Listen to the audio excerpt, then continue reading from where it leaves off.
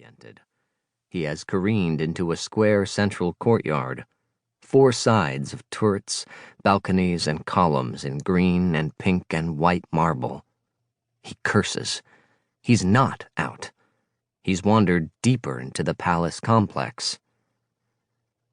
The flowers are gone now, the ornamental bushes bare of leaves, but on the cobblestone paths, wedding guests huddle for warmth around brightly burning braziers in the last rays of the afternoon sun, pulling cloaks around them.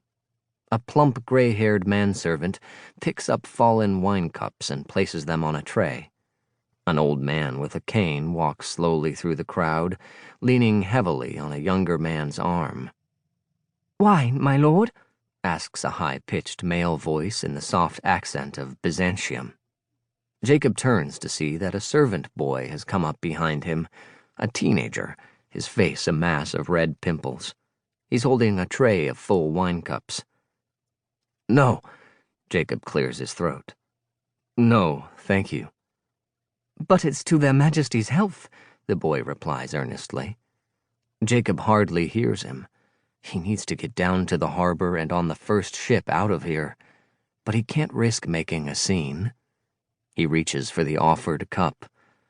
Before his fingers even graze the cool metal of the stem, the boy lurches back.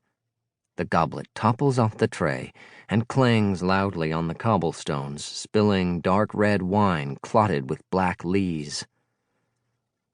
It takes Jacob a moment to realize what has startled the boy so badly.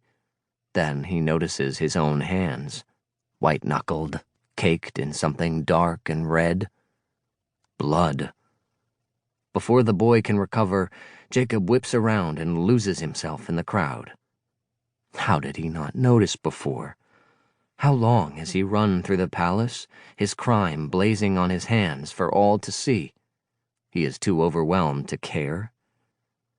In the middle of the courtyard sits a marble fountain in the shape of a griffin, wings tucked against a lion's body, water foaming out of its open eagle's beak into a painted basin below. Jacob stumbles toward it through the crowd and plunges his arms up to the elbows into the water. He can hardly feel the harsh cold of it against his slashed flesh as he scrubs, scratching and rubbing, until he's sure the skin itself will peel away. Until the churning water has become cloudy and brown with his blood. He watches it swirl, overcome. Jacob meant only to kidnap Queen Olympias, not kill her. The plan was to hold her hostage. He had been planning to use her to lure out her lover, Riel the snake, the last living god. But when he went to her chamber, she recognized him, and then, smiling, told him she had savagely murdered his entire family. She'd gone after his first love, Katerina, and when his family hadn't known her whereabouts, the queen had set their home on fire, had personally watched Jacob's mother and father and little brothers scream in agony as the soldiers butchered them and the flames devoured them. And from staring into her hard, green eyes, Jacob had known she wasn't lying. Now, as the water swirls before him, his dizziness returns. He replays in his head the moment he lunged for the queen, and she swiveled on him, wielding her own 2-pronged hairpin like the fangs of a snake, lashing out and scratching open his arm. But she was too slow, too unprotected. He caught her slender wrist and snapped it like a twig. Then, without even thinking, he slammed her head hard against her cosmetics table. She slumped to the floor. He stared, stunned, at her limp, lifeless form, her blood draining into the cracks between mosaic tiles on the floor, before fleeing her private chambers.